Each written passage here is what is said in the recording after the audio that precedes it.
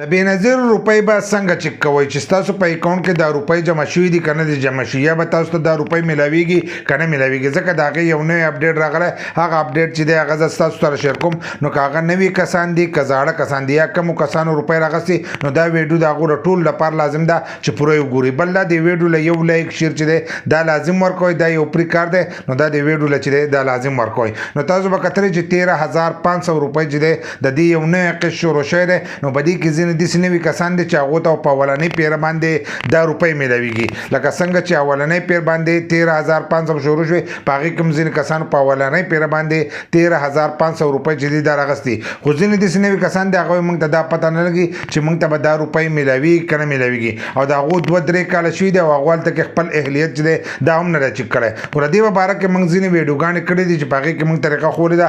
هغه ویډیوګان تاسو هم کتلی شئ. او اوس چې دی یو نوې طریقه چې د هغه حکومت راغستې د هغې په تور باندې چې دی تاسو ته پته لګي چې ستاسو په اکاونټ کې دا روپۍ جمع شوي دي که نه دي. بل لا د دې نه مخکې به موږ په 8171 باندې چې دی هم به خپلې روپۍ چک کولې. لکه 8171 ویبسایټ ته به لاړو، نو هلته کې به موږ خپلې روپۍ هم چک کولې، خپل اهلیت چې دی دا به یې هم کتل. خو اوس هغه ویبسایټ چې دی هغه بند دی. په راتلونکي وخت کې کیدای چې هغه اپډیټ کړي او دوباره هغه ویبسایټ چې دی هغه سټارټ کړي. خو اوس چې زه ویډیو جوړوم نو په دې وخت کې چې دی هغه ویبسایټ بند دی. نو اوس خلکو ته دا پته نه لګي چې زموږ په اکاونټ کې 100 روپۍ دي او موږ ته 100 روپۍ میلاو شي. نو اوس دې ځل چې دا قسط نو دا تاسو ته په دوکانونو کې میلاویږي. د دې نه مخکې چې دی په کیم سایټ کې به میلېدو. اوس حکومت فیصله کړې ده چې دا به موږ په دوکانونو کې ورکوو. لکه مخکې چې به تاسو ته په کومو دوکانونو کې میلېدو، په هغه دوکانونو کې به تاسو ته اوس دا 13,500 روپۍ چې دي دا به تاسو ته میلاویږي. نو اکثر په ځینې دوکانونو کې چې دی ګڼکپان ناسي، تاسو هلته کې لاړ شئ، تاسو خپلې روپۍ چک کړئ، هغوی ستاسو په اکاونټ کې روپۍ نشته او روپۍ چې دی هغه ستاسو په اکاونټ کې جمع شي.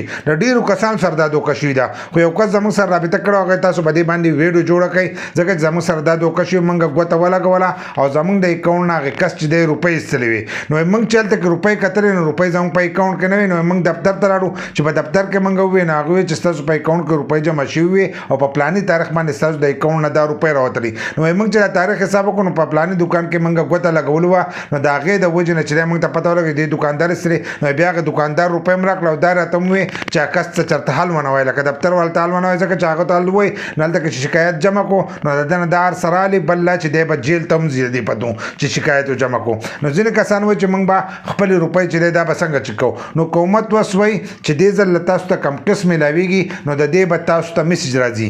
مخکې به کوم ځینې کسانو ته میسج راتلو، خو اوس به تاسو ته میسج راځي چې ستاسو په اکاونټ کې 100 روپۍ، نو تاسو ته په هغې کې لیکلي چې ستاسو دومره روپۍ دي. کله چې تاسو بیا روپۍ راواخلئ، لاړ شئ هلته کې او روپۍ راواخلئ، نو تاسو ته به دوباره میسج راشي. دوباره میسج به راشي ستاسو په اکاونټ کې دومره روپۍ او دومره روپۍ ستاسو د اکاونټ نه چې دی دا ووتلې. نو دا طریقه چې دی دا به اوس حکومت چې دی دا به شروع کوي. وایي دا اپډیټ چې دی دا موږ یو ځای کوو. نو اوس چې دې ځل له تاسو ته کومې روپۍ میلاویږي، نو تاسو ته میسج راځي او د میسج وروسته چې دی تاسو به خپلې روپۍ راخله. چې روپۍ یې راواغستې، نو هم به تاسو ته میسج راځي ستاسو په اکاونټ کې دومره روپۍ وي او تاسو خپلې روپۍ چې دی دا راویستلې. نو خپل موبایل چې دی هغه کولاو ساتئ او کوم نمبر چې هلته کې ورکړی دی، نو هغه نمبر چې دی هغه هم کولاو ساتئ چې تاسو ته پته لګي چې ستاسو په اکاونټ کې 100 روپۍ وي او تاسو ته 100 روپۍ میلاو شي. باقي د هغو کار دی چې هغه به دې باندې عمل کوي که نه کوي، خو د هغو د طرفه دا اپډیټ چې دی دا راغلی دی.